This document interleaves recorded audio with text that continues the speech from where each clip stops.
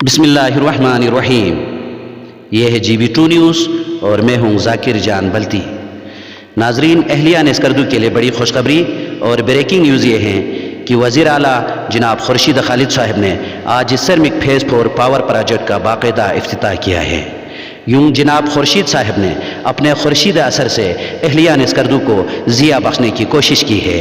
आइए हम आपको सरमिक लिए चलते हैं। सर, स्कर्दू वालों की बड़ी खुशखबरी है, मुख्तसरन क्या पैगाम देंगे?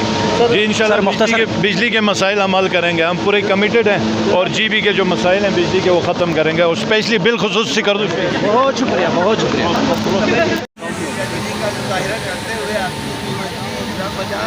कुर्बान की,